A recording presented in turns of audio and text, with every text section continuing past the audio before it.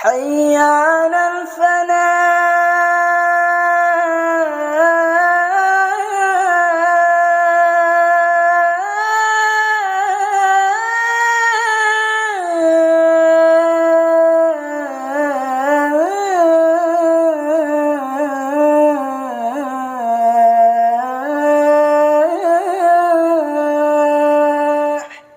Bismillahirrahmanirrahim. Assalamualaikum warahmatullahi wabarakatuh. Alhamdulillah, hamdan wa syukran lillah, salatan wa salaman ala rasulillah, amma ba'd. Faqala rabbi shrah li sadri wa yassir li amri wahlul 'uqdatam min lisani yafqahu qawli. Allahumma anfa'na bima 'allamtana wa 'allimna ma yanfa'una wa zidna min ladunka ilman nafi'a. Allahumma faqihna fid din wa 'allimna ta'wil waftah lana futuhal 'arifin bika ya arhamar rahimin. Wa sallallahu ala sayyidina Muhammad wa ala alihi wa sahbihi wa sallam ajma'in. Walhamdulillahi rabbil alamin. Alhamdulillah, bersyukur kita kepada Allah Subhanahu wa taala. Salawat kepada baginda Muhammad Rasulullah sallallahu alaihi wasallam. Allahumma salli ala sayyidina Muhammad wa ala ali sayyidina Muhammad. Jamaah yang dirahmati oleh Allah Subhanahu wa taala, kita berjumpa kembali dalam satu majelis ilmu di majelis Ummahat Masjid Al-Ikhlas. Pada hari ini insyaallah Jumat yang penuh dengan keberkahan ini, kita akan kembali mengaji tema tauhid, jalan keselamatan. Sebelum kita mulai, jamaah para ummahat wa murasakhul ummahat yang dirahmati oleh Allah Subhanahu wa taala, kaifa halukum? Gimana kabarnya, Bu? Alhamdulillah, sehat ya. Alhamdulillah. Sebelum kita mulai, ada pertanyaan tidak? Wah, ini belum apa-apa Ustaz, udah nanya aja ya kan. Kalau tidak ada pertanyaan, biar saya yang bertanya. Wah, Ibu jamaah akhwati yang dirahmati oleh Allah Subhanahu wa taala, sudahkah hari ini kita bersedekah? Itu yang pertama. Mungkin sudah, tapi pertanyaan yang kedua ini mungkin juga jarang dan belum kita lakukan. Sudahkah hari ini kita bersedekah atas nama guru kita, syekh kita? Kalau belum, maka nanti pada kajian-kajian berikutnya mohon kita mulai kebiasaan ini. Dari mana dalil yang akan kita ambil? Saya ceritakan dulu kisah bahwa Al-Imam An-Nawawi, Al-Imam An-Nawawi radhiyallahu anhu idza kharaja lid-dars liyaqra'a ala syaikhihi. Imam An-Nawawi radhiyallahu anhu apabila beliau keluar berangkat pergi untuk belajar berjumpa kepada gurunya, yatasaddaqu anhu fit thariq. Imam An-Nawawi itu bersedekah di jalan. Ketika mau berangkat nih, umpama dari Simpang, dari blok B, dari blok A, dari mana saja, ketika di jalan yatasaddaqu anhu fit thariq. Beliau itu Imam An-Nawawi bersedekah di jalan bima tayassara, dengan yang mudah baginya. Beliau itu katakanlah misal sedekah dengan uang, mudah sedekah, atau paling tidak semudah-mudahnya sedekah dengan perkataan, dengan doa, ya, dengan hal apa saja. Tetapi afdal tabaan bil mal, dengan harta bersedekah. Nah, ini yang dilakukan Imam An-Nawawi sembari beliau berdoa. Apa doa Imam An-Nawawi? Allahumma astur anni aiba muallimi. Ya Allah, tutupilah dariku aiba muallimi, kekurangan guruku, hatta la taqa'a anni, hatta la taqa'a aini lahu ala naqisatin, sehingga tidak sampai kepada pandanganku atas kekurangan guruku, wala yuballighani dzalika anhu, dan tidak ada seorang pun yang menyampaikan kepadaku. Ini termasuk adab menuntut ilmu. Jadi ibu jamaah punya guru, ketika mau mengaji, mau tahsin, sebelum berangkat itu upayakan sedekah. Ada kotak infak, bismillah, Allahumma astur aiba anni muallimi, Allahumma astur aiba muallimi anni. Ya Allah, pakai bahasa Indonesia, tutupilah dariku aib guruku dan jangan sampai ada yang menyampaikan kepadaku aib guruku. Udah. Wah, itu termasuk adab. Apa untungnya sama kita? Tentu keberkahan ilmu. Ya Bu ya, jamaah yang dirahmati oleh Allah Subhanahu wa taala. Thayyib. Baik, hari ini kita membahas pada kitab Sa'adah yang biasa kita pakai, halaman 22. Insyaallah harusnya ini satu pertemuan ini selesai, tapi nanti kita akan bagi dua. Pada pertemuan selanjutnya kita selesaikan kitab kecil dan tipis yang kita baca selama ini. Kita masuk pada pembahasan al-babus salis, pembahasan yang ketiga, yakni tentang fi sam'iyat, tentang langit, fi sam'iyat, bahwa disebutkan perkara langit ini adalah perkara yang kita la ta'rifu illa bis-sama' minal kitabi wa sunnah. Tidak mungkin mengetahuinya kecuali dengan mendengar atau belajar minal kitabi wa sunnah, dari Al-Quran dan hadis. Wala yastaqillul aql bima'rifatiha wa fiha i'tiqadat, dan tidak mungkin juga tanpa menggunakan akal untuk mengetahui al-umur, perkara-perkara langit ini tadi, yang di dalamnya itu harus ada dengan keyakinan-keyakinan. Jadi perkara urusan langit ini harus juga pakai akal dan juga dengan keyakinan-keyakinan. Nah, ada beberapa pembahasan. Hari ini kita akan membahas dua saja, ya. Nanti sisanya akan kita habiskan pada pertemuan selanjutnya. Pembahasan yang pertama yakni al-i'tiqad bil yaumil akhir, keyakinan tentang hari akhirat. Keyakinan tentang yaumul akhir. Hari akhirat itu adalah hari yang dengan izin Allah Subhanahu wa taala, dengan ketetapan Allah Subhanahu wa taala, fihi binqida'id dunya wa btada'al akhir. Dengan izin Allah, dengan ketentuan Allah, berakhirnya, selesainya urusan dunia dan dimulainya urusan akhirat. Urusan atau waktu dunia selesai dan dimulainya hari akhirat. Fayaqumun nas, lalu kemudian pada hari akhir itu akan dibangkitkan manusia dengan perlakuannya masing-masing untuk dipertanggungjawabkan, dihadapkan ala rabbihim, kepada Allah Subhanahu wa taala. Dan hari akhir ini juga dinamakan wa yusamma yaumaddin yaumas sa'ah.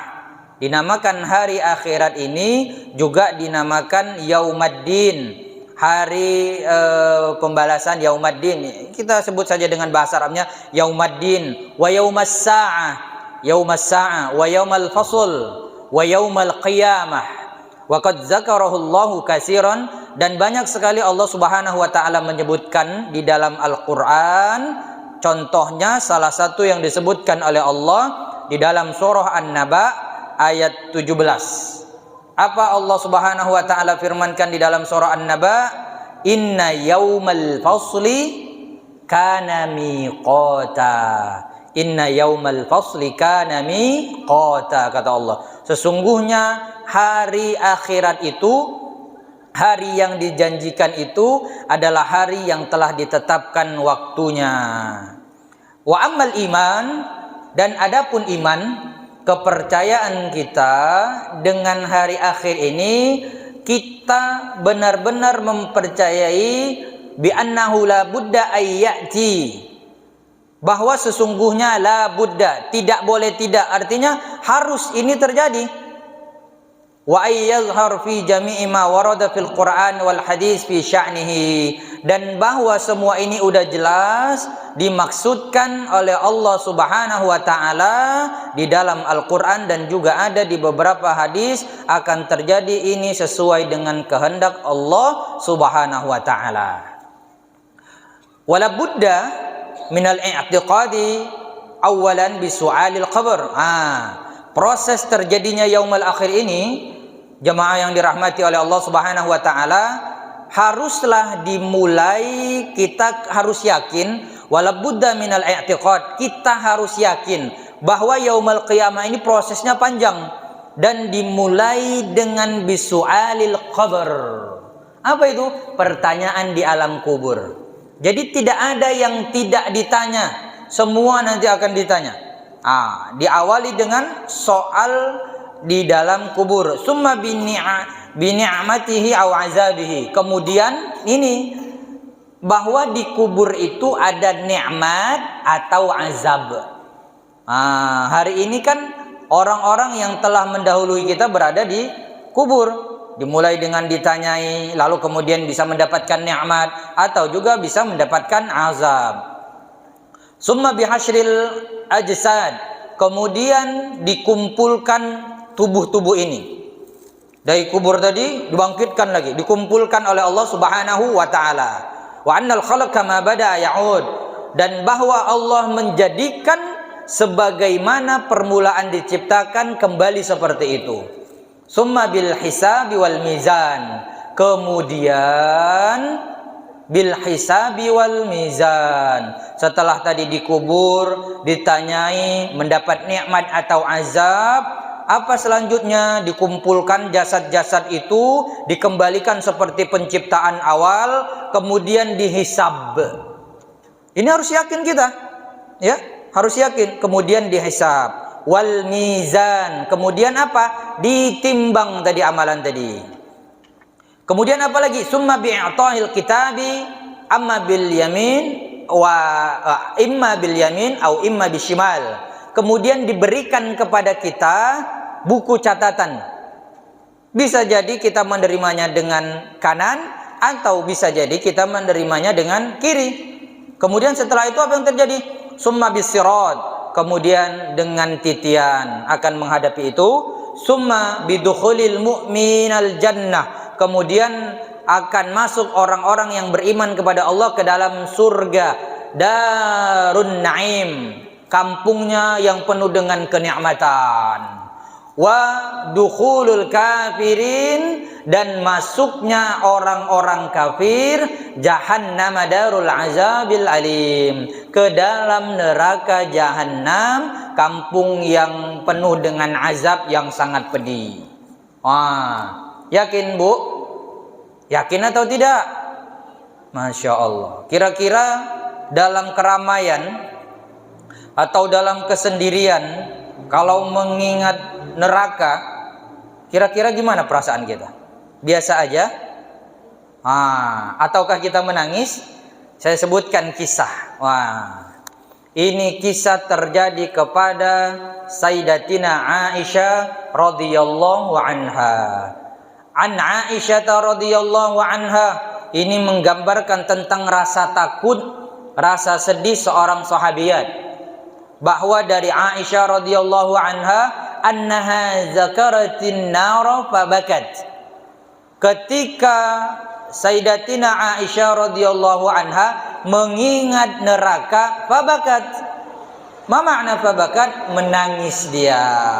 Faqala Rasulullah sallallahu alaihi wasallam, faqala Rasulullah sallallahu alaihi wasallam, kemudian Rasulullah sallallahu alaihi wasallam bertanya, ma yubkiki, apa yang membuatmu menangis ya Aisyah?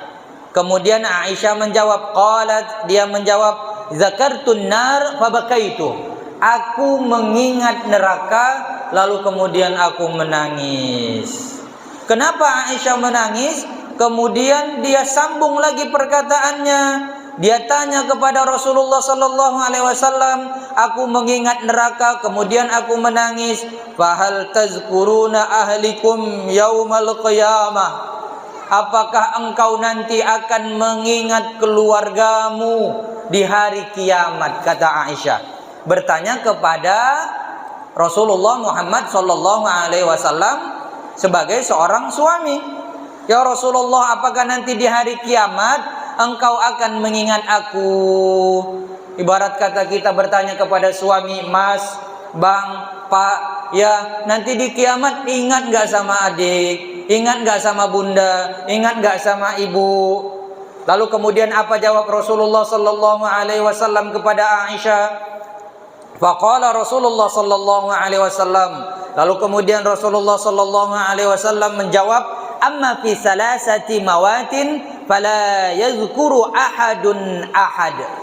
Nanti di yaumil qiyamah ada 3 tempat yang orang itu tidak saling mengingat satu sama yang lain.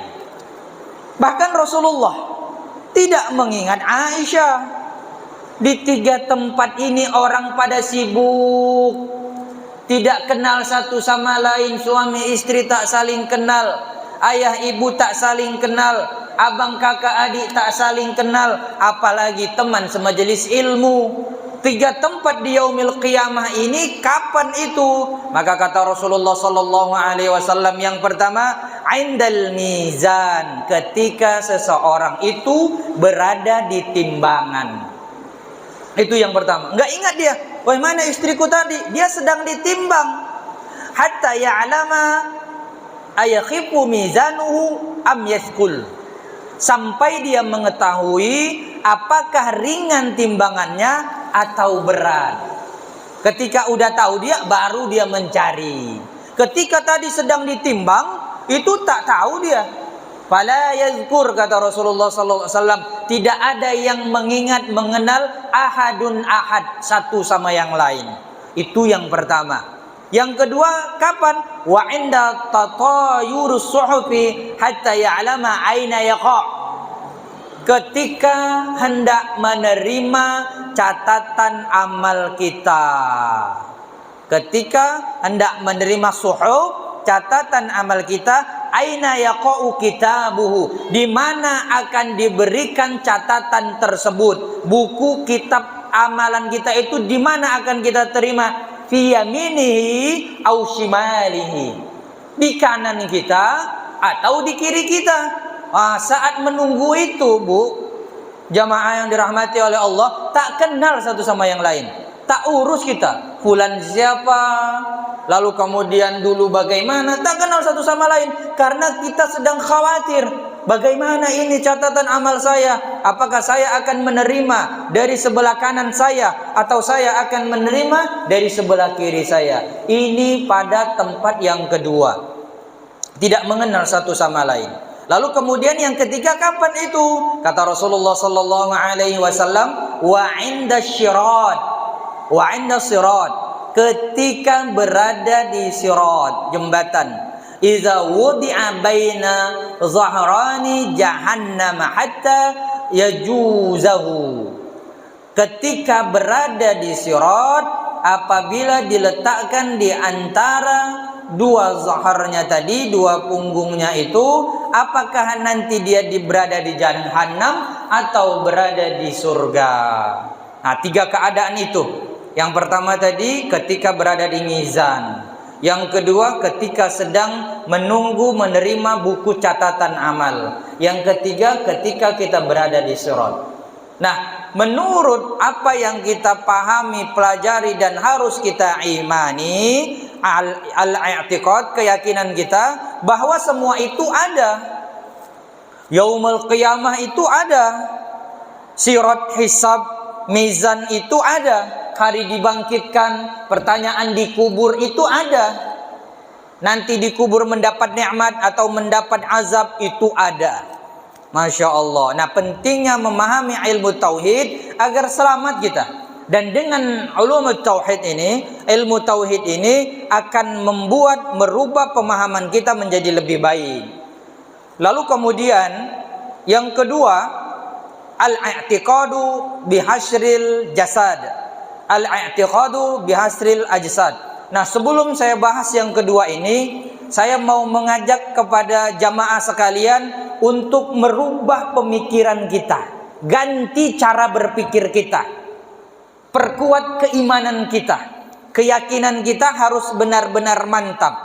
Bahkan sampai dengan perkara-perkara yang kita anggap kecil. Contoh, ibu kalau masuk ke restoran, kalau masuk ke rumah makan, kalau beli sesuatu, contoh kita masuk ke rumah makan, lalu kemudian kita makan, dihidangkan, setelah itu dikenakan biaya, katakanlah biayanya 200.000. Nah, setelah kita tahu biayanya 200.000, kemudian kita bayar, sudah habis perkaranya. Pemikiran seperti ini kita rubah. Coba kita rubah. Jangan kita berpikir makan kita nikmati karena kita enak, kenyang, kita bayar karena sebagai kewajiban. Coba rubah. Beda mindset pemikiran kita rubah ketika kita makan lalu kemudian kita bayar, tetapi dengan mindset pemikiran ini 200.000 sedekah saya. Bisa jadi 200.000 ini tadi upah orang yang masak. Dari upah orang yang masak ini tadi bisa jadi dia membiayai anaknya sekolah, membiayai keluarganya, mungkin untuk istrinya yang sedang mau lahiran. Nah, maka berubah mindset itu, pemikiran itu. Yang dikeluarkan sama-sama 200.000, tetapi hasilnya berbeda. Kalau tadi kita bayar karena kita merasakan, kita membeli sebagai kewajiban, kita bayar. Tetapi ketika kita sudah rubah pemikiran kita, apa yang selama ini kita lakukan, oh ini ada tukang, kalau saya kasihkan ini, mungkin ini bisa jadi membantu dia untuk mengirimi orang tuanya di kampung. Ini bisa jadi membiayai istrinya di rumah. Nah, maka kalau kita sudah berubah dia, seolah-olah saluran pengeluaran kita makin banyak. Yang tadinya kita beli, kita bayar satu saluran. Tetapi ketika kita beli, kemudian kita bayar, seolah-olah kita bersedekah. Salurannya tadi untuk orang yang bekerja memasak. Mungkin salurannya tadi untuk orang yang membersih-bersihkan. Salurannya tadi untuk orang yang memang menghidangkan. Secara hukum alamnya, ya. Dan ini harus kita percaya, semakin kita banyak saluran keluarnya, itu akan semakin banyak dan semakin besar masuknya. Ini pentingnya merubah keyakinan, pemikiran, mindset kita kepada yang lebih baik. Begitu juga kita beramal. Ini saya dapatkan dulu, mungkin sampai dengan belasan tahun. Bagaimana seorang Ari Ginanjar mempelopori tentang emotional question, spiritual question. Kemudian dia mengatakan, kalau ada seorang tukang yang dia bekerja, lalu kemudian dia berpikir menganggap pekerjaannya sesuai dengan apa yang diminta, maka selesai sudah perkaranya. Contoh, pengurus masjid nelpon Pak tukang, Pak, ini keran di toilet di tempat wudhu masjid bocor, tolong bisa diperbaiki. Oh ya, datang tukangnya, dia perbaiki, dia terima upah, selesai. Maka tidak ada manfaat yang lain. Kalau dia rubah pemikirannya, dia datang, dia perbaiki. Kalau saya perbaiki ini karena Allah, maka setiap air yang mengalir itu nanti akan dapat pahalanya kepada saya. Berubah dia. Maka ini pentingnya untuk merubah pemikiran, keyakinan kepada yang lebih baik.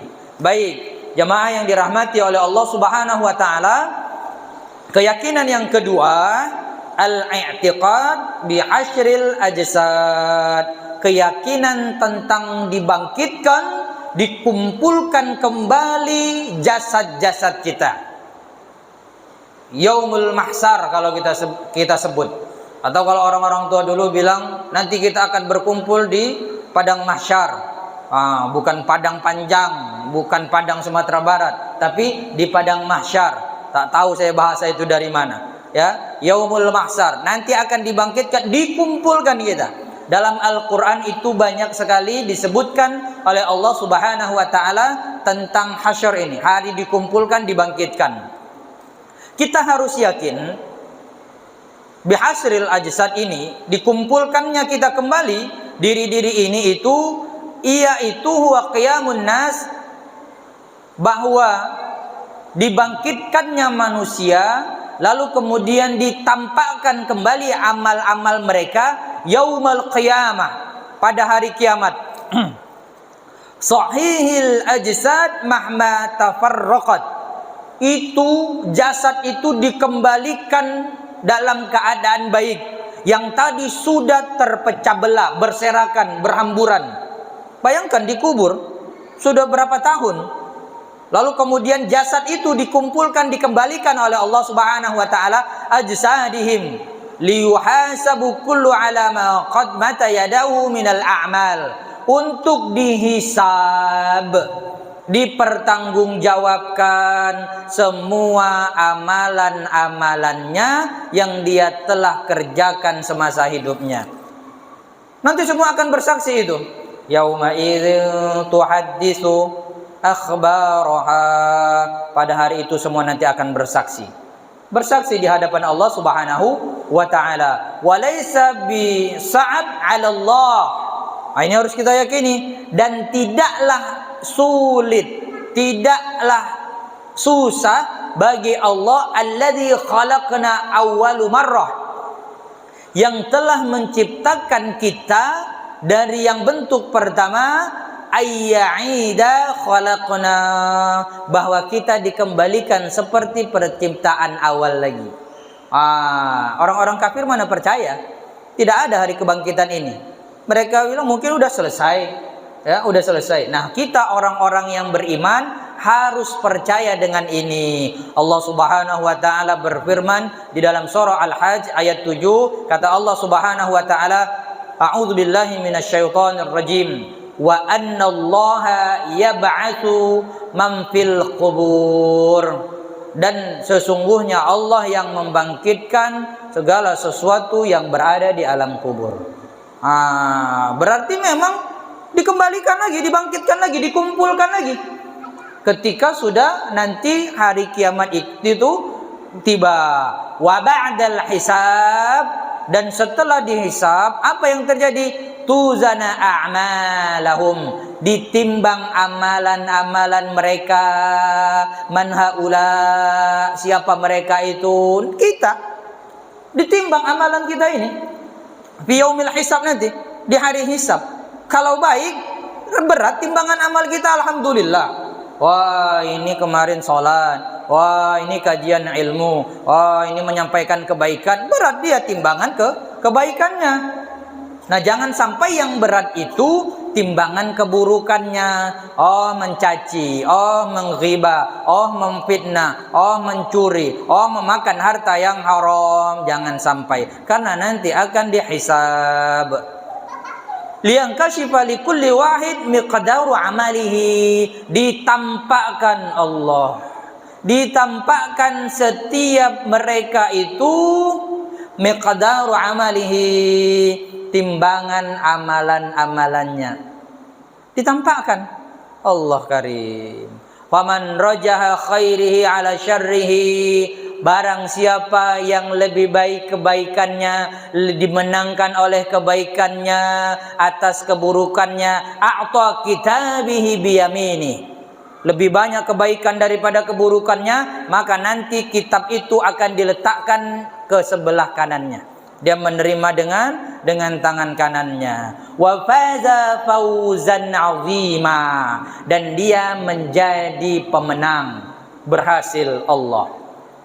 Wa man rajaha syarrihi ala khairihi a'ta kitabihi bishimalihi, dan barang siapa yang keburukannya dimenangkan atas kebaikannya, maka nanti akan diberikan catatan kitabnya itu dari tangan kirinya, dan dia akan menjadi orang-orang yang merugi.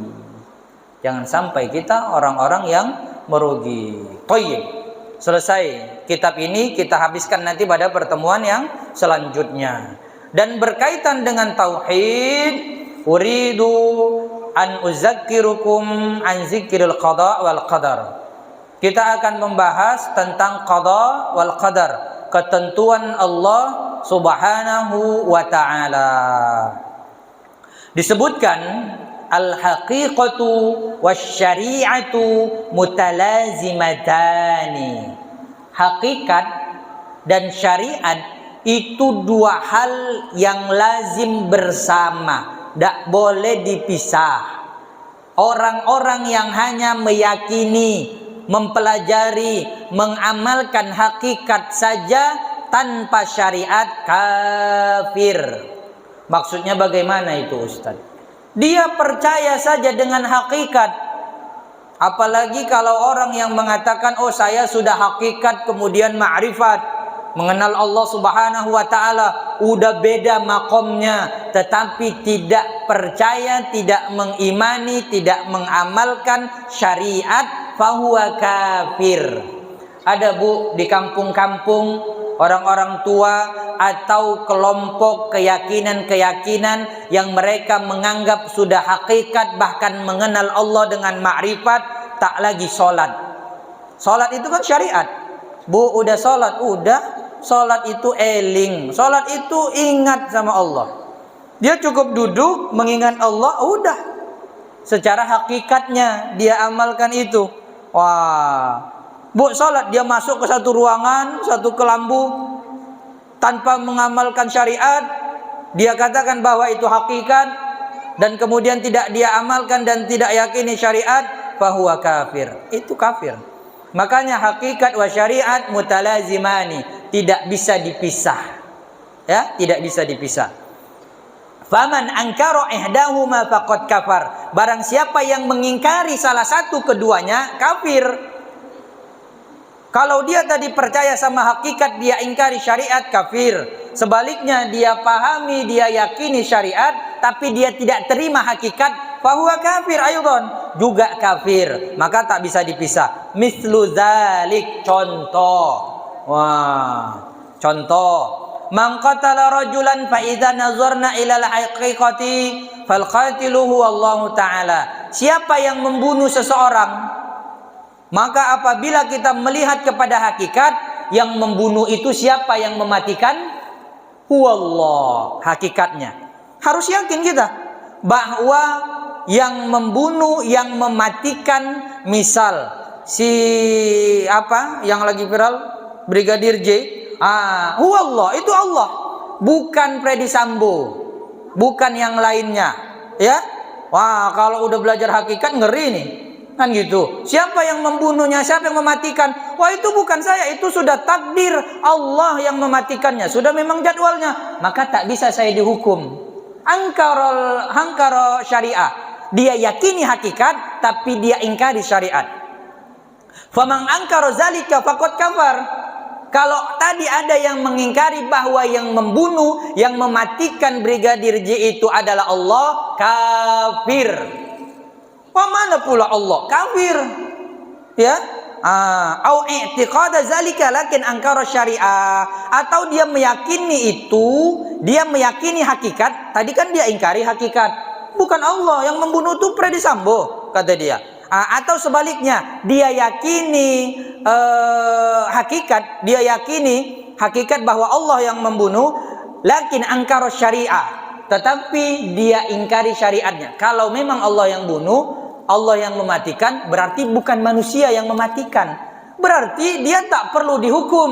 Berarti dia mengingkari syariat. Nah, untuk apa dia mengingkari syariat? Bahwa sesungguhnya ketika terjadi pembunuhan itu dalam syariat Islam wajib qisas. Wajib qisas. Mati dibalas dengan kematian, nyawa dengan nyawa. Contoh, ada si fulan, keluarganya mati terbunuh oleh si fulan, maka membalasnya si fulan yang membunuh harus dimatikan, kecuali tadi telah dimaafkan. Itu hukum syariatnya, ya. Nah, dia ingkari itulah yang mematikan itu bukan manusia. Manusia itu nggak punya kemampuan, nggak punya kekuasaan. Allah Azza wa Jal yang mematikannya. Lalu kemudian annallaha huwal qatil, disebutkan bahwa sesungguhnya Allah yang mematikannya, faqad kafara aidon, kafir. Kenapa coba dia mengatakan bahwa dia bermain dengan keyakinan itu? Wah, ini memang ketika kita bawa mobil tuh ada anak SD ketabrak mati. Wah, ini bukan saya, bukan, itu Allah. Maka kemudian dia selamat. Harusnya tidak selamat kalau meyakini syariat dan hakikat, ya. Dia mau mencoba-coba lari daripada hukuman iqab fid dunya tadi. Itu dia, tidak bisa dipisahkan hakikat wa syariat. Fahimtum? Paham, Bu? Alhamdulillah. Udah panas belum? Masya Allah, tabarakallah. Taib. Selanjutnya, katsirum minna may yaqul, banyak di antara kita orang-orang yang mengatakan iza syufiya ahadun min mardihi. Ini Ibu Pepi ini. Apabila dia sembuh dari salah satu sakitnya, kemudian ada yang mengatakan laula tabib al fulan laulahul lamad. Kalau bukan karena ibu itu yang mengobatinya, mungkin dia udah mati. Hati-hati. Wah, mungkin kalau nggak ibu itu bidannya, bayinya udah meninggal dunia. Wah, kalau nggak bukan si fulan dokternya, meninggal dunia. Kalau ada yang mengatakan seperti ini, la taqul hakaza, jangan ngomong seperti ini.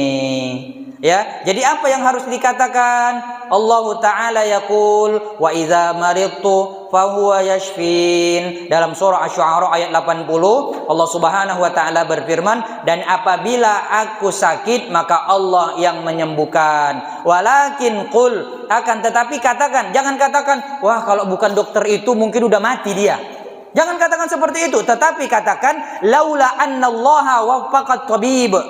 Kalaulah bukan karena Allah yang memberikan kemampuan kepada dokter. Jadi yang di atas itu, yang diutamakan itu Allah dulu. Allah dulu. Asnidil amr ila sahibil amr ula. Sandarkan urusan itu kepada yang maha mengurus yang pertama sekali. Jadi siapa itu yang mengurus? Allah. Allah. Kullu hadza min fadlillah. Kalau ibu sebagai tenaga kesehatan atau dokter, ada orang yang menyebutkan itu Allah, hadza min fadli rabbina. Ini semua dari Allah Subhanahu wa taala. Wa'taqid annahu la yakunu min khairin aw syarrin aw nafa'in aw durrin illa biqada'illah wa masyi'ihi. Bahwa kita harus yakin bahwa tidak akan terjadi sesuatu yang baik atau yang buruk atau yang bermanfaat atau yang tidak bermanfaat kecuali dengan ketetapan dan ketentuan dari Allah Subhanahu wa taala. Bahkan sekecil apapun kita harus sandarkan kepada Allah. Contoh, ini hal yang ringan, memindahkan kitab ini dari kanan ke kiri. Ini kalau bukan Allah yang memberikan taufik, yang memberikan kekuatan, tak akan pindah ini. Begitu juga kita. Siapa yang memberikan kekuatan, taufik, melangkahkan kaki kita untuk sampai ke masjid ini? Huwallah. Itu Allah. Jadi jangan kita takabur, merasa sombong, wah saya udah hebat, walaupun hari mendung saya bisa sampai. Huwallah. Allah yang menyampaikan kita di sini. Sekecil apapun, kalau Allah tidak meridainya, kalau Allah tidak menjadikannya sesuatu itu terjadi, tidak akan terjadi. Nanti coba buka di dalam Al-Quran surah Al-A'raf. Allah Subhanahu wa taala berfirman, a'udzu billahi minasyaitonir rajim. Ala lahul khalqu wal amr, tabarakallahu rabbul alamin. Bukankah semua penciptaan itu Allah yang mengaturnya? Allah yang mengatur. Bahkan sekecil apapun, tergeser kita ke kanan sedikit, ke kiri sedikit, huwallah. Itu adalah Allah Subhanahu wa taala. Inna Sayyidana Al-Junaid yaqul, Imam Junaid berkata, apa kata Imam Junaid? Ma asyraktu fi muddati umri illa marra wahidah. Kata Imam Junaid, aku tidak pernah mensekutukan Allah Subhanahu wa taala fi muddati umri, sepanjang usiaku, illa marra wahidah, kecuali satu saja. Imam Junaid gak pernah mensekutukan Allah, gak pernah syirik kepada Allah, kecuali satu. Kira-kira Bu, apa yang dianggap Imam Junaid dia telah mensekutukan Allah? Apa katanya? Wazalika, dan itu anni syaribtu labanan, ketika aku meminum susu, wa ta'allamtu, kemudian aku sakit, wa qultu, kemudian aku berkata, faqultu, kemudian aku berkata, durranil laban, gara-gara minum susu jadi sakit aku. Itu dianggapnya telah mensekutukan Allah. Kita selama ini bagaimana? Ya kan? Wah, gara-gara makan apel itu sakit kepalaku katanya. Cemana lah, banyak kali pengeluaran uang pula kan, sakitlah kepalanya. Ah, itu syirik. Itu syirik menurut Imam Junaid. Sampai sebegitu ya Allah. Wa kaifa nahnu, gimana posisi kita ini ya Allah. Udahlah, sanggupnya kita sambung ini. Kayaknya semakin dalam, semakin jauh kita ini ya Allah. Balighna anna iblis qala, telah sampai kabar kepada kami, kata para ulama, bahwa iblis mengatakan, ya Rabb, kaifa tu'akhidhuni bitarkis sujud li Adam wa lam taridi wuqu'ahu minni. Ya Allah, kata iblis, bagaimana engkau menghukumku karena aku meninggalkan untuk sujud kepada Adam, walam taridni wuqu'ahu minni, padahal ya Allah engkau tidak menginginkan sebenarnya aku sujud kepada selainmu. Itu kan ada di dalam Al-Quran pada surah Al-Baqarah, wa iz qulna lil malaikati isjudu li adama fasajadu illa iblis. Iblis itu siapa, Bu? Nenek moyangnya syaiton. Iblis tak mau sujud kepada Nabi Adam. Kenapa?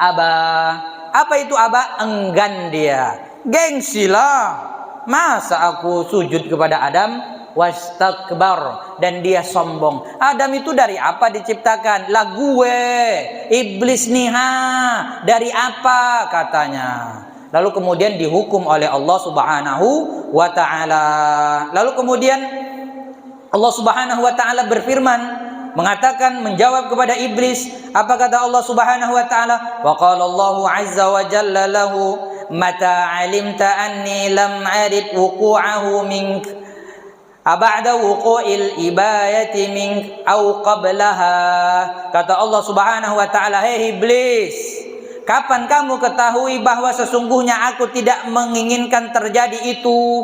Sebenarnya aku nggak mau ada yang sujud kepada makhluk. Sebenarnya aku tak mau ada yang sujud kepada selainku. Apakah kamu mengetahui itu setelah aku menghukummu atau sebelum aku menghukummu? Kata Allah, setelah aku perintahkan kamu sujud lalu kemudian aku menghukummu, apa sebelum itu kamu tahu bahwa aku tidak menginginkan terjadinya sujud itu? Faqal, kemudian iblis menjawab, bal ba'daha, setelah aku tak mau sujud lalu engkau menghukumku ya Allah, baru kemudian aku tahu, kata iblis. Lalu kemudian Allah Subhanahu wa ta'ala menjawab, faqala lahu, kemudian Allah Subhanahu wa ta'ala berkata kepada iblis, bidzalika aghastuka, nah makanya aku hukum kamu.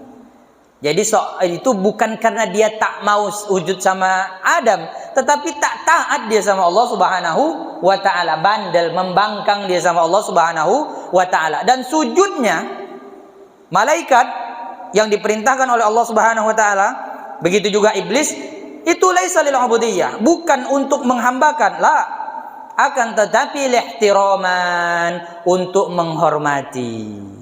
Makanya di dalam Ahlus Sunnah wal Jamaah, ketika seorang anak, seorang guru, seorang murid tunduk salam kepada guru, laisa lil ubudiyah, bukan untuk penghambaan atau bukan untuk merendahkan dirinya di hadapan makhluk, la, tetapi untuk menghormati.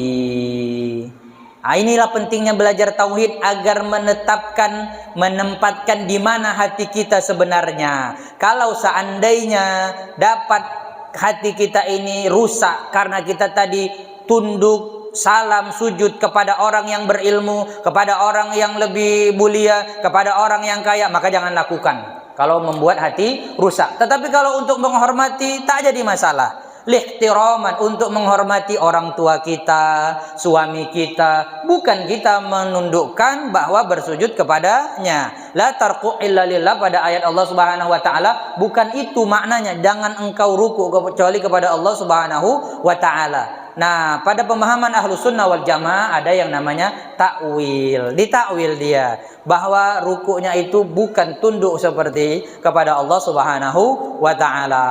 Thayyib.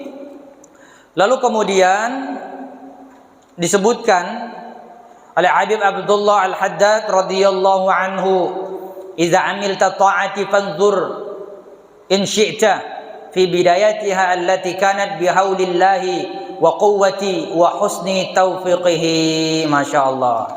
Kata Habib Abdullah radhiyallahu anhu, apabila kamu melakukan ketaatan, apabila amil ta'ah, apabila kamu melakukan ketaatan, ibu sholat, ibu datang ke kajian ilmu. Nah, ketika melakukan ketaatan, fanzur in syi'ta, coba lihat kalau mau ya. Kalau mau coba tolong dilihat dan direnungkan kata kitab ini. Fi bidayatiha, di awal permulaannya kita sholat, kita datang ke kajian ini, allati kanat bihaulillah, itu semua terjadi karena pertolongan Allah, wa quwwatihi, dan karena Allah yang telah memberikan kekuatan kepada kita.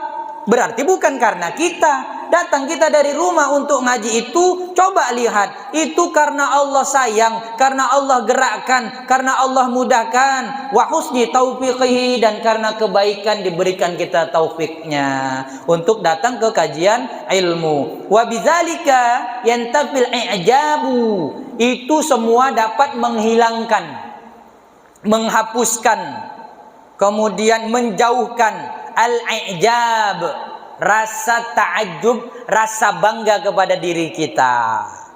Wa yabqa syuhudul manah lillahi ta'ala, dan akan tetap yang tinggal itu apa? Hanya bersyukur kepada Allah Subhanahu wa ta'ala. Kita kembalikan semua itu, bahwa penilaian itu kepada Allah Subhanahu wa ta'ala. Wa in syi'ta, dan pada keadaan yang kedua, kalau jika mau, nazarta fi nihayatiha, coba lihat dalam hal terakhirnya, allati hiya jazilus sawab wa husnul mi'ab, bahwa apa yang kita lakukan ini itu akan mendapatkan pahala dari Allah Subhanahu wa ta'ala dan kebaikan yang terus menerus. Kalau kita datang salat, kalau kita datang ke kajian ilmu, itu nanti setelah kita melakukan kebaikan itu akan ada pahala yang diberikan oleh Allah Subhanahu wa ta'ala.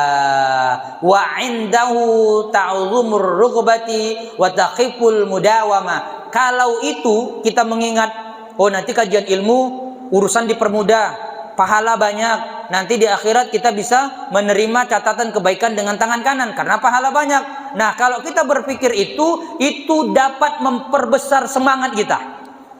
Mau berangkat nggak semangat, tapi kalau kita datang nanti dapat pahala. Kalau sudah dapat pahala, sama seperti kita menyampaikan kepada anak-anak kita, ada iming-imingnya. Wa tu'zamur rughbah, memperkuat semangat kita, wa taqiful mudawamah, dan memudahkan, meringankan supaya kita bisa berdawam terus. Maksudnya melakukan itu terus. Contohnya kita mau melakukan kegiatan di rumah itu baca Quran, rasanya malas. Ingat di akhirnya kalau kita baca Quran dapat pahala loh.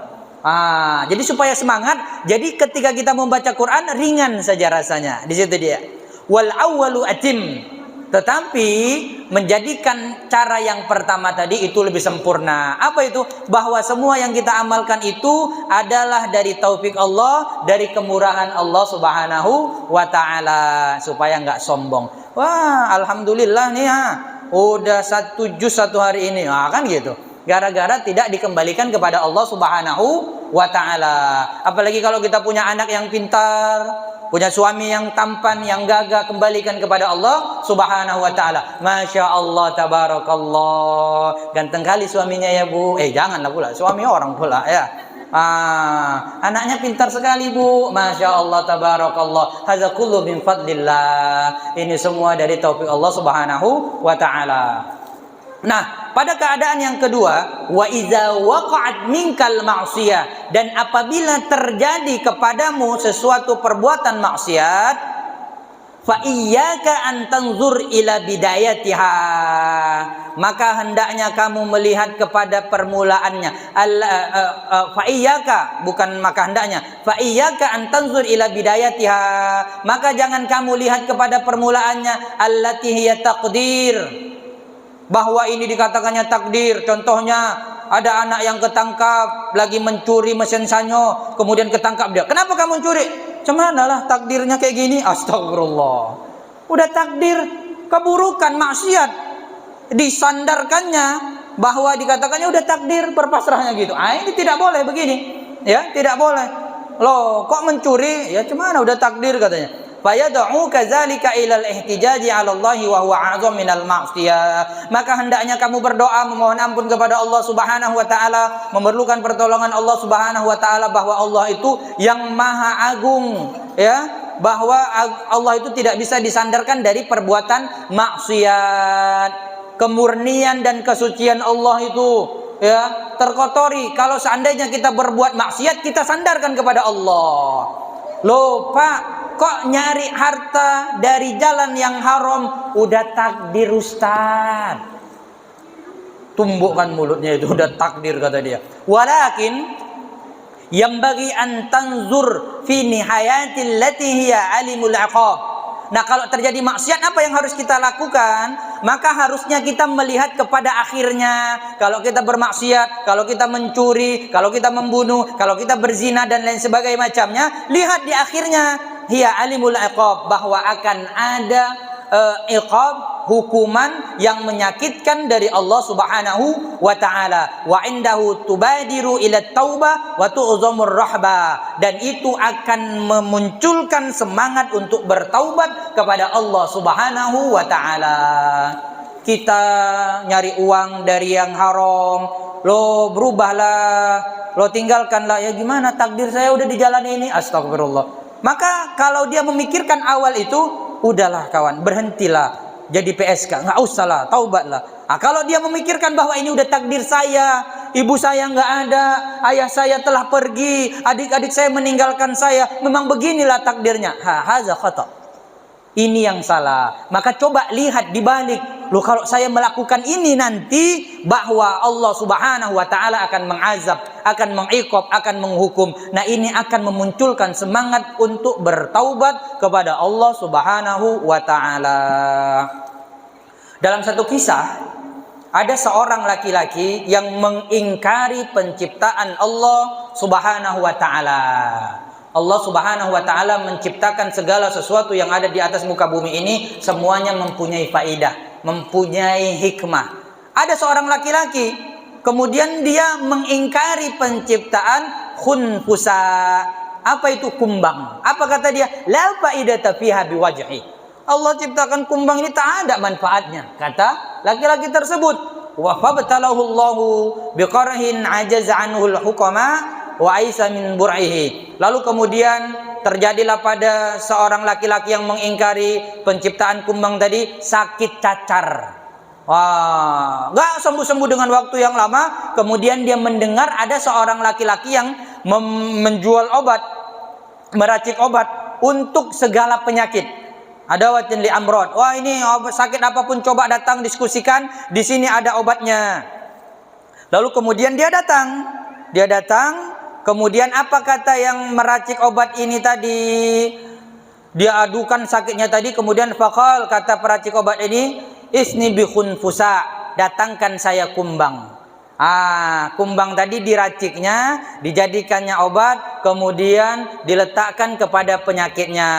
Kemudian dia sembuh dengan cepat.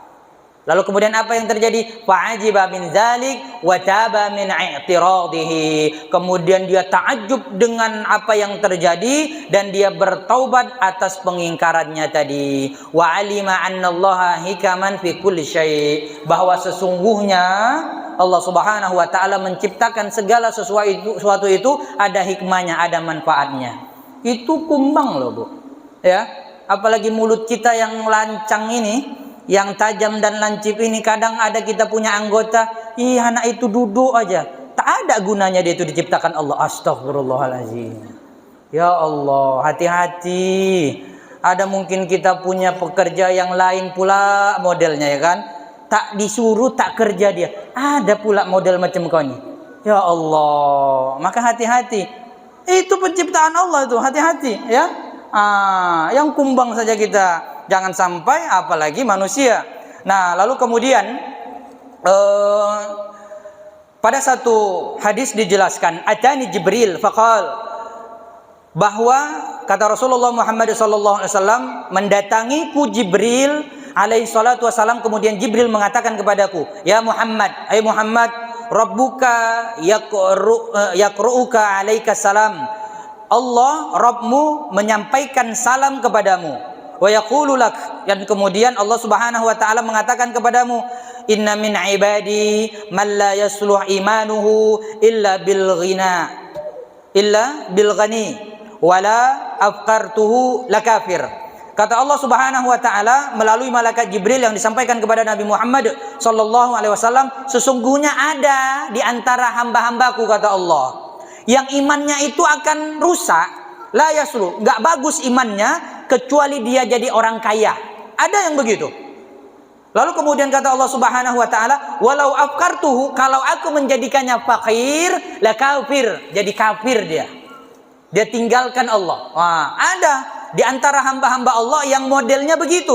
Kalau dia miskin, kalau dia fakir, maka jadi kafir dia. Nah, itu ada yang modelnya seperti itu. Wa in min ibadi, kata Allah, dan ada di antara hambaku man la yasluh imanuhu illa bil faqr, di antara hamba-hambaku yang tidak bagus imannya kecuali dia dalam keadaan fakir. Maka ibu hati-hati kalau melihat ada orang fakir, santai-santai saja. Justru kata Allah, walau aghniyatuhu lakafir, kalau dia diberikan kekayaan, kafir dia. Wah, itu dia model imannya. Ketika dia dalam keadaan fakir, beriman dia kepada Allah Subhanahu wa taala hatta tuli hayatihi, sampai sepanjang hidupnya, bahkan sesampai matinya. Tak dikasih Allah dia untuk kaya, karena kalau kaya jadi kafir dia. Wa in min ibadi man la yaslu imanuhu illa bistaqam, dan ada di antara hambaku, kata Allah Subhanahu wa taala, yang tidak bagus imannya illa bistaqam, kecuali dengan penyakit. Walau sahahahu la kafir, kalau dia sembuh dari sakitnya, kafir dia. Kalau sembuh dari sakitnya, habis baterainya nih mungkin. Apa karena terlalu kuat ngomongnya? Enggak kan? Mungkin lah. Halo? Kalau dia sembuh dari sakitnya, ala kafir. Jadi kafir dia. Kemudian kata Allah, wa min ibadi man la yaslu imanuhu, ada di antara hamba-hambaku yang tak bagus imannya illa bisihha, kecuali dia dalam keadaan sehat. Kalau dia sakit aja, la kafir, akan kafir dia. Itulah keadaan yang dijelaskan oleh Jibril kepada Nabi Muhammad SAW, dan kita harus yakin dengan hal-hal demikian. Kemudian yang terakhir, jamaah yang dirahmati oleh Allah Subhanahu wa taala, pada kisah yang terakhir, zakara Sayyidina Muhammad bin Hadi As-Saqqab radhiyallahu anhu, sebuah kisah al-malakainil ladzaini iltaqa hina nazala minas sama'. Ada dua malaikat yang ketemu ketika mereka turun dari langit, mereka ketemu. Qala ahaduhuma lil akhar, berkata salah satu di antara yang malaikat itu kepada malaikat yang lain, kharajtu ilad dunya li amrin ajib, katanya, aku diturunkan, diperintahkan oleh Allah Subhanahu wa taala ke atas dunia ini dengan urusan yang ajib, heran. Apa kata dia? Amarani Allahu an ariqa syahwatan istaha waliyun min awliya Allah. Allah memerintahkanku untuk menahan keinginan seorang wali di antara wali-wali Allah, wa huwa marid, dan dia dalam keadaan sakit.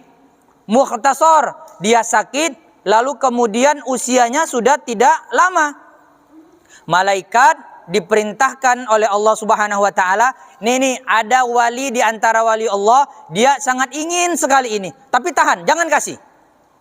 Padahal dia dalam keadaan sakit dan umurnya sudah tidak panjang. Wa kana lahu sinina yati'ullahu azza wajal, padahal sepanjang hidupnya bertahun-tahun dia taat kepada Allah Subhanahu wa taala. Di akhir hayatnya dalam keadaan sakit, dia sangat menginginkan sesuatu. Jazakallah. Dia sangat menginginkan sesuatu. Contohnya, aku pengen sekali lah ikan patin di di Sambalado misal. Tapi ditahan oleh malaikat, jangan kasih.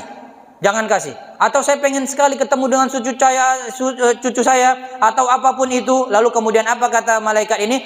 Fa arqatuha wa mat al-wali wa lam yazuk syahwatahu. Aku menahan keinginan wali tadi, kemudian dia mati dalam keadaan tidak merasakan mendapatkan keinginannya. Faqala al-malakul akhar. Pasti ibu heran kan? Sama, saya juga heran nih. Kita baca dulu. Faqala al-malakul akhar, kemudian malaikat yang satunya lagi berkata, wa ana kharajtu li amrin ajib diddu ma amirta bih. Dan saya diperintahkan oleh Allah Subhanahu wa taala dengan perkara yang ajib juga, berlawanan dengan apa yang diperintahkan oleh Allah Subhanahu wa taala kepadamu. Apa itu? Ada orang kafir yang sama keadaannya, mau mati juga, dan dia sangat menginginkan ikan. Dia sangat menginginkan ikan, dan ikan ini tidak didapatkan kecuali dari laut fulan.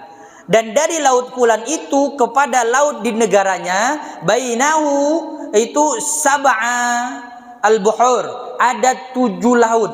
Ini laut yang ada ikan yang diinginkan, 1, 2, 3, 4, 5, 6, 7. Ini laut yang ada di negara kafir tersebut. Lalu kemudian wa kana al-kafir qad amara siyadi bi anna man istada as-samaka al-falaniya ya'ti biha ilaihi wa lahu ma yatamannahu min ad-thaman. Kafir ini mengumumkan, kalau ada nelayan yang dapat ikan seperti ini, maka nanti akan saya bayar dengan harga yang tinggi. Lalu kemudian apa yang dilakukan malaikat itu? Allah perintahkan malaikat itu, pindahkan ikan yang tadi ini ke laut yang berada di negaranya, dan masukkan ke jaring nelayan, dan sampaikan kepada orang kafir tersebut. Perhatikan, orang kafir menginginkan sesuatu, dan Allah memerintahkan malaikat kasih, berikan. Seolah-olah nggak adil kan gitu, seolah-olah nggak adil. Tapi lihat apa yang terjadi. Nah, udah dapat ikan itu, summa innahu nazala malakun minas sama'i faqala lahuma, kemudian turun lagi malaikat yang satunya lagi. Apa kata malaikat ini? Jangan pada ribut lah, jangan pada kepo. Kalian ini baru diperintahkan itu aja, udah lakukan aja. Udah dilakukan mereka. Lalu kemudian malaikat ini menjelaskan. Apa kata malaikat ini? La ta'jaba, jangan heran.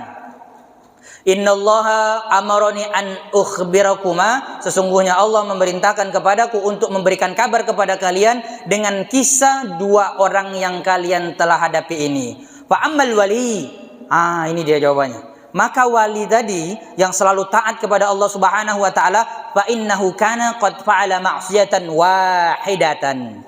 Wali tadi dia yang seumur hidupnya melakukan ketaatan, pernah melakukan 1 maksiat. 1 aja. Maksiat itu, ingat, maksiat itu apapun. Maksiat mata ada, maksiat telinga, maksiat mulut, mungkin apapun. Nah, kita tidak disebutkan di sini maksiat apa yang dilakukan wali ini. Nah, lalu kemudian fa ahramallahu syahwatahu li ajli ayyakuna thawaba hasratihi. Lalu kemudian Allah mengharamkan keinginannya agar dijadikan pahala karena kesedihannya. Tentu wali tadi menginginkan ini tapi tidak dikabulkan, sedih dia. Nah, ketika sedih itu menjadi pahala. Nah, ketika berpahala, mukaffiran lidzalika dzam, maka itu menjadi penghapus dosanya. Ini nikmatnya. Kekasih Allah, waliullah mendapatkan hukuman di dunia. Ibu lagi jalan sama anak, lalu kemudian ibu bilang, tengok itu bapak itu, botaknya bercahaya kali ya, lucu ya katanya. Lalu kemudian tiba-tiba lagi jalan kesandung. Alhamdulillah, langsung dibalas oleh Allah. Itu contohnya misal. Jadi kalau langsung dibalas, alhamdulillah. Kalau kita berbuat sesuatu yang mungkin tidak diridhoi oleh Allah Subhanahu wa taala. Nah, kemudian fayakuna fil akhirah, agar apa? Agar apa? Agar nanti di akhirat wali tadi ka'an la dzamban alaihi, seolah-olah dia tidak mempunyai dosa. Bayangkan kalau dia tadi mati, keinginannya dikabulkan oleh Allah, kan ada 1 dosa. Tetapi 1 dosa tadi sudah dihapuskan oleh kesedihannya karena keinginannya tidak terpenuhi. Masya Allah, tabarakallah. Wa ammal kafir. Nah, kenapa dengan yang kafir? Fa innahu fa'ala hasanatin fi hayatihi. Yang kafir tadi ini pernah melakukan kebaikan 1 kali di dalam hidupnya. Lamma ishtaha syahwata a'tahu Allahu iyyaha. Ketika dia menginginkan sesuatu, Allah berikan keinginannya itu. Fajazahu ala hasanatihi fid dunya. Itu balasan karena dia telah berbuat baik. Liyakuna fil akhirah, agar nanti di akhirat khalian anil hasanat, gak ada kebaikan lagi dia. Fayadkhulun nar, udah enak aja, masukkan ke dalam neraka. Iya kan? Wah, jadi mau yang mana ini jadinya? Tapi Ustadz, orang-orang yang beriman itu akan masuk surga. Betul. Masuk surganya itu ada dua jalan. Ada yang masuk surga langsung, ada yang masuk surga mampir dulu. Iya kan? Itulah tadi, jangan sampai kita orang-orang yang muflis. Muflis itu apa? Rugi. Orang-orang yang bangkrut, bawa pahala sholat, zakat, sodako, menyantuni anak yatim banyak. Saking banyaknya banyak.